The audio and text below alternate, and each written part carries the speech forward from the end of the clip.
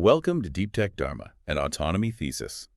I want you to just imagine something for a second. Imagine you just bought the most advanced, customized luxury vehicle on the planet. Okay. You spent like hundreds of millions of dollars on it. It's Yeah. got all the bells and whistles, the absolute finest engineering humanly possible. And you take it out for a drive on the highway, and it's performing beautifully. Right, living the dream. Exactly. But then, a few years later, the gas tank hits empty. So what do? Do you pull over and fill it up? I mean, obviously, yes. No. You just abandon it. You literally leave this multi-million-dollar masterpiece sitting right there in the middle of the fast lane forever just because it ran out of gas. And then you go buy another one. Yeah, which, I mean, it sounds completely absurd when you frame it like that. Nobody would run a transportation network or, any serious business for that matter, that way here on Earth. The economics would ruin you in a week. Right. But that is exactly what happens in outer space right now. So welcome to today's deep dive. Today we are looking at this massive paradigm shift in how we treat the cosmos. It's a huge shift, yeah. It really is. And we're doing this through the lens of a Mumbai-based deep tech startup called Inspecity. We're exploring the end of this whole launch and dump era. Our mission today is to look at what it takes to actually build a sustainable, serviceable, orbital economy. And to really grasp the magnitude of this shift, we have to trace the historical development of space exploration. We need to look at what the traditional expert view has been for the last 60 years. Which has basically been just looking up, right? Exactly. For 6 decades, humanity has been absolutely obsessed with one incredibly difficult physics problem, which is how to launch things into orbit. Escaping Earth gravity took up all our capital, all our engineering focus. Just getting off the ground. Right. And as a result, we never built the capacity to maintain anything once it actually got up there. The traditional mindset has always been this one-shot, disposable space architecture. You launch it, you use it, you lose it. So the first major common mistake the industry made was simply ignoring end-of-life planning. I mean, the sheer arrogance of just launching and dumping. But physical actions have physical consequences. What actually happens to these abandoned billion-dollar machines? Well, they become this rapidly growing cloud of dead machinery in orbit. We really have 2 interconnected issues here, right? The fuel problem and the junk problem. Okay, break that down for me. So the irony of the traditional expert view is that most satellites don't actually die because their delicate instruments break. Their cameras, their sensors, their communication relays, those often work perfectly fine for decades. I mean, really? The electronics survive that long? Oh, absolutely. They die because they simply run out of station-keeping propellant. Station-keeping meanings like the tiny little thrusts they have to make to stay in their proper orbit. Why did they drift in the first place? I mean, space. Shouldn't they just float where we put them? You would think so, right. But orbit is surprisingly messy. The Earth's gravity isn't perfectly uniform. It's actually a bit lumpy. Yeah, the mass of the Earth isn't perfectly distributed. Plus, the moon's gravity pulls on the satellites, and even the pressure from the sun's radiation physically pushes on them over time. Wow, I never thought about solar radiation actually pushing a multi-ton object. It does, so they need fuel to correct their position, and the day that fuel runs out, even if every single billion-dollar instrument aboard is pristine, that satellite transforms. It goes from being this vital piece of infrastructure to a dead, drifting hunk of metal. It becomes a massive collision hazard. Going back to the highway analogy, it's like every time a car breaks down, we just leave it in the fast lane. If you keep doing that, eventually no one can drive, which leads to the nightmare scenario we are currently facing.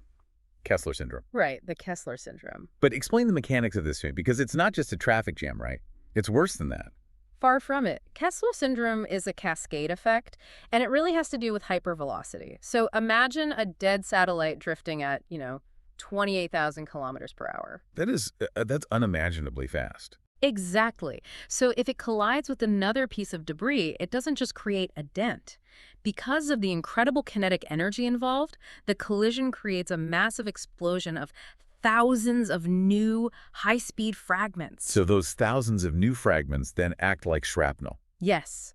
They spread out and hit other satellites, creating even more fragments. It's a chain reaction. Wait, so it's not just about one specific orbit being blocked.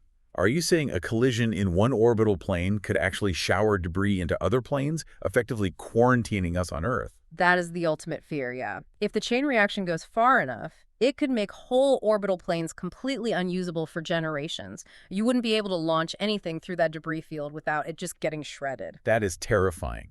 And that brings this directly into the daily life of anyone listening to us right now. Because, think about the GPS you used in your car today, or the global weather forecasting that predicts the next hurricane. Or even your banking. Right. The precise banking timestamps that allowed the credit card swipe you just made for your morning coffee, all of that relies entirely on these specific orbits remaining clear. If Kessler syndrome happens, modern life as we know it essentially rewinds by 50 years in an afternoon. It really does. And, it was partly a matter of technological survival in the early days. Just getting to orbit was so expensive and risky that building extra systems for refueling or towing just wasn't feasible. But now, maintaining our orbital infrastructure is not an environmental nicety, it's an existential necessity. And an existential necessity creates a massive economic opportunity. Yeah. If the current trajectory is unsustainable, a completely new industry has to emerge to fix it. And this is where Inspecity enters the picture, right? Right. Inspecity is a startup founded in 2022 based in Thane, which is near Mumbai.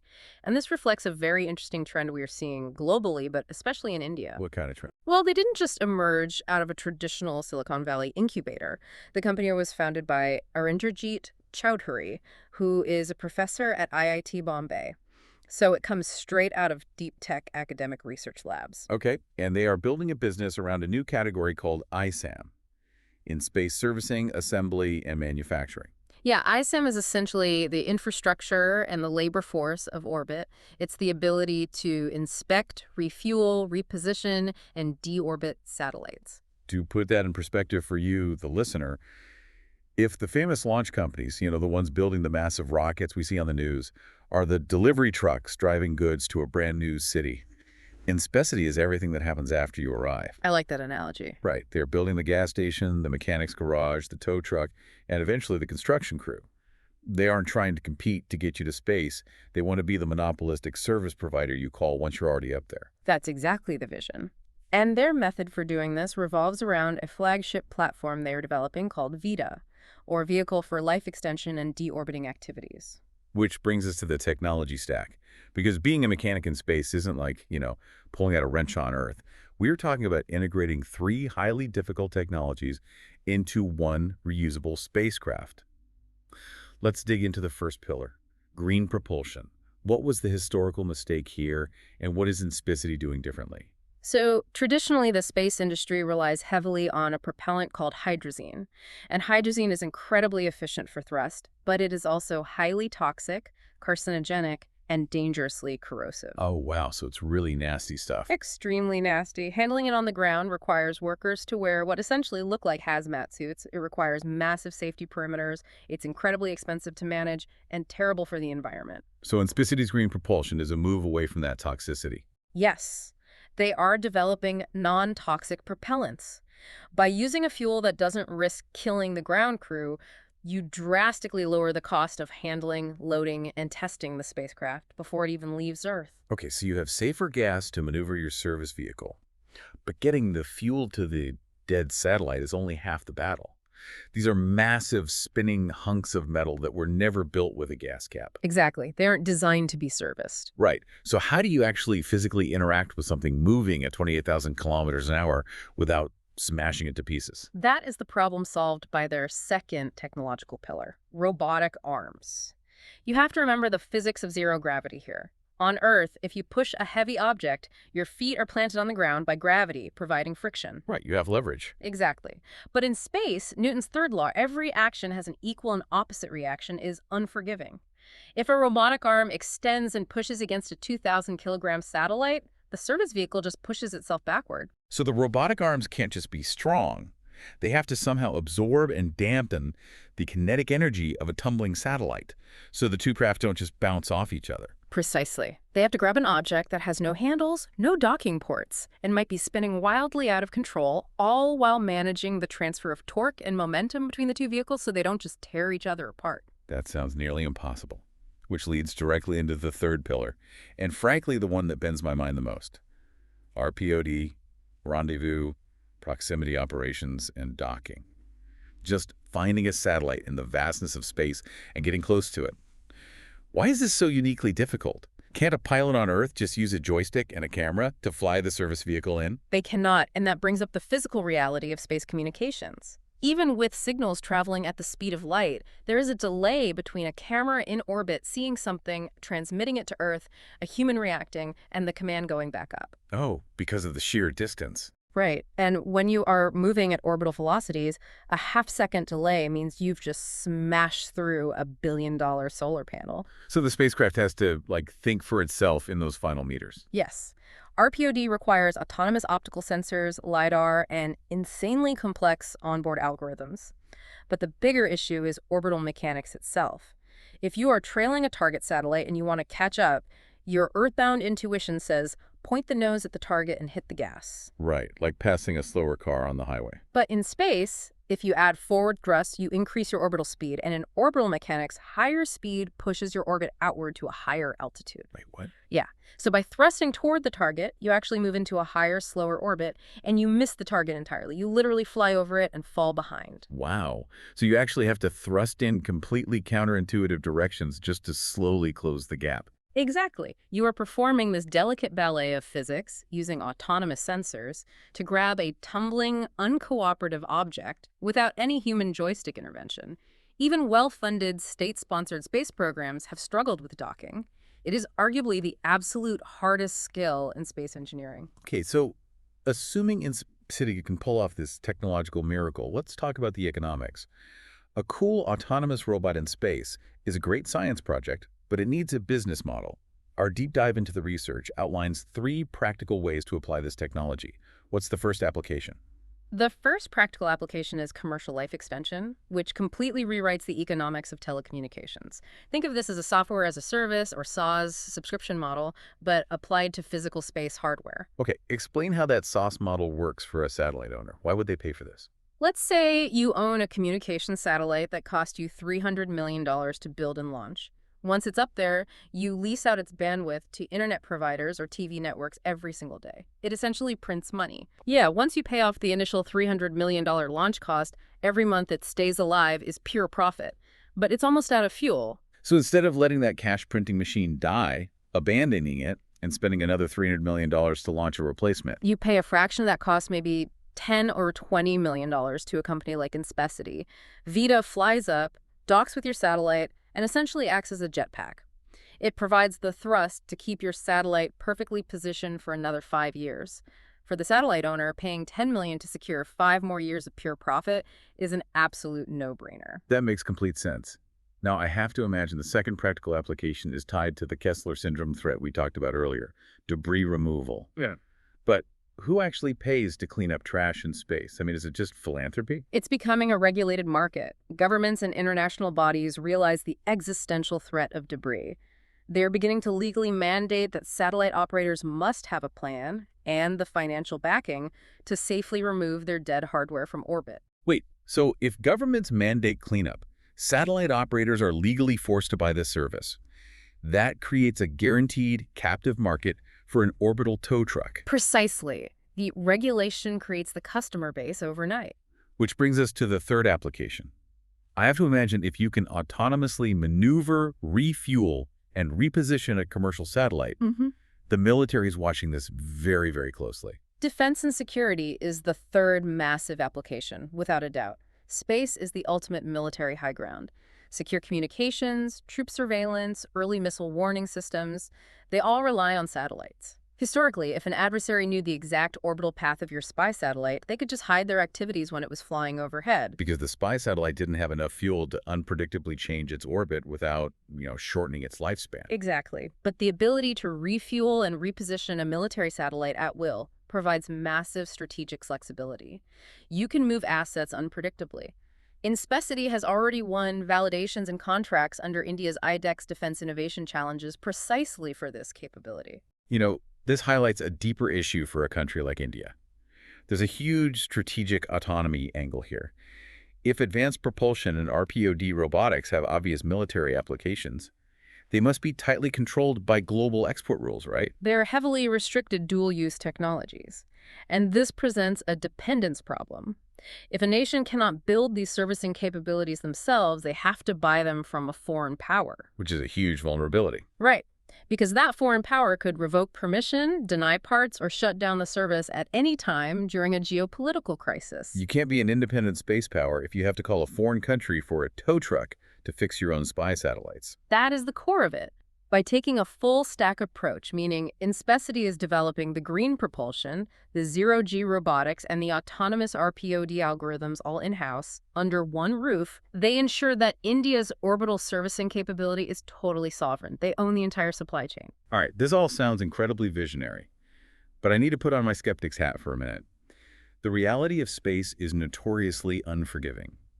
Let's look at the honest challenges here, because building autonomous orbital robots sounds like something a nation-state does with a GDP-sized budget. The challenges are immense, and the most glaring fact is that, as of right now, nothing has actually flown yet. The demonstration mission for VITA isn't targeted until 2027. So until they get to orbit and successfully demonstrate this capability, it remains an elegant theory on paper.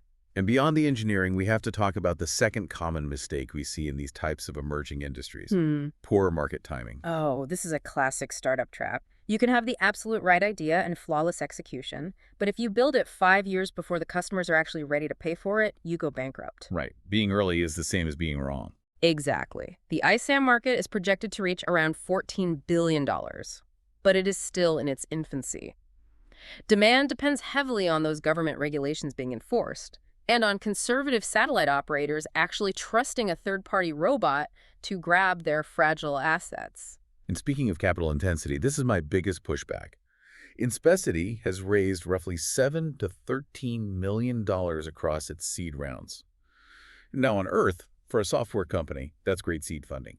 But in space, can a company with low double-digit millions really build a gas station in orbit? It's a fair question. Especially when you look at Western incumbents like Northrop Grumman Space Logistics or Japan's Astroscale, who are playing with massive multi-hundred-million-dollar budgets. It is the ultimate David and Goliath scenario for sure. But the counter-argument lies in something we see repeatedly in the Indian deep tech sector, something called frugal frontier engineering. Okay, explain how that actually works, Oh. because it can't just be they pay their engineers less. No, it's structural. By building everything vertically integrated under one roof in India, their cost structure is fundamentally different. When a Western prime contractor builds a spacecraft, they often outsource the sensors to one company, the propulsion to another, and the software to a third. And everyone takes a cut. Right. Each layer adds a massive profit margin and integration cost. Inspecity is designing the components to work together from day one, drastically reducing testing and iteration costs. Their goal is to undercut the massive Western incumbents the exact same way the Indian pharmaceutical industry revolutionized generic drugs, or how the Indian Space Agency launches missions to Mars for a fraction of NASA's budget. And they aren't trying to do it totally isolated either. They are building global relevance. I saw they signed an agreement with Japan's orbital lasers to explore laser-based debris removal. So they are playing a very smart international game, partnering on cutting-edge research while keeping their core development costs low. Exactly. They are positioning themselves not just as a domestic Indian player, but as a highly cost-effective sovereign alternative on the global market. Let's trace this whole concept forward then. Yeah. We've gone from 60 years of ignoring the debris problem to building an orbital tow truck today. But if we predict how this field changes next, where does this actually lead? I was looking at their roadmap, and they use these deeply cultural Sanskrit names for their system progression. The names provide a very clear vision of their ambition. They are developing a family of systems. It starts with foundational testbeds like Jita, Rama, and Chaksu, which lead directly up to VITA, targeted for commercialization between 2026 and 2028. But the truly revolutionary part of the roadmap is the platform that comes after VITA. Right, a platform called AYODHYA, planned for 2029 to 2032. What exactly is AYODHYA? AYODHYA represents the ultimate shift in this entire paradigm. It moves the industry beyond just the S in ISAM servicing old satellites or towing away junk. It is the beginning of the A and M assembly and manufacturing. So we aren't just setting up tow trucks anymore. We're setting up orbital construction crews. Why is manufacturing in space better than just building it on Earth and launching it. Because of the fairing limit. The fairing limit. Right. Right now, every satellite humanity builds has to be small enough to fold up and fit inside the nose cone, the fairing of a rocket. And it has to be built heavy and tough enough to survive the violent, bone-rattling shaking of a rocket launch. But what if you didn't have to survive the launch? Oh, I see. You could just launch the raw materials in bulk. Precisely. You launch spools of raw material, and then AYO-DHYA manufactures the delicate solar panels or massive communication antennas directly in the smooth, zero-gravity environment of space. You could build structures the size of football fields, massive solar power stations, or space telescopes that could never possibly fit inside a rocket. AYO-DHYA is the step toward having actual autonomous factories in orbit. That is just, I mean, it's hard to wrap your head around the scale of that ambition, Yeah. but it completely changes what is possible for humanity's footprint in the solar system. It does. A clean, well-managed orbit isn't just empty space. It is shared global infrastructure. By being one of the few entities that can actually build, maintain, and clean up that infrastructure, you don't just secure your own national or commercial assets. You earn immense strategic soft power on the international stage. This has been an incredibly fascinating journey today. We started by looking at 60 years of humanity treating the cosmos like a disposable, single-use junkyard. And we've explored how companies like Inspecity are pioneering a completely new era, a future where we solve the mechanics of autonomous docking, where we repair, refuel, and eventually manufacture our greatest technological achievements right there among the stars. And it serves as a powerful reminder, right? As absolutely everything in our modern lives, our navigation, our daily communication, our financial systems, our defense, increasingly relies on machines floating in the dark, the ability to maintain and protect the high ground becomes just as important as the ability to reach it in the first place. Absolutely. Yeah. Which brings me back to that abandoned luxury car on the highway. We're finally, desperately building the roadside assistance the universe needs. But I want to leave you with one final, slightly provocative thought to mull over. Oh, here we Yeah. go. Yeah, we just spent a lot of time talking about the technological ability to autonomously approach, grab, and tow away multi-million-dollar dead satellites. So, if a private company develops the physical ability to just swoop in and scoop up anything they find floating out there, how long until we see the first true space pirates? Wow, space pirates. Right. Or, maybe more realistically, how soon do we see a fierce international legal battle over the laws of salvage in orbit? If you find a dead, highly classified billion-dollar piece of military junk in space, who owns the scrap? Something to think about the next time you look up at the night sky. Thank you for joining us on this deep dive. Keep asking the big questions, and we'll catch you next time.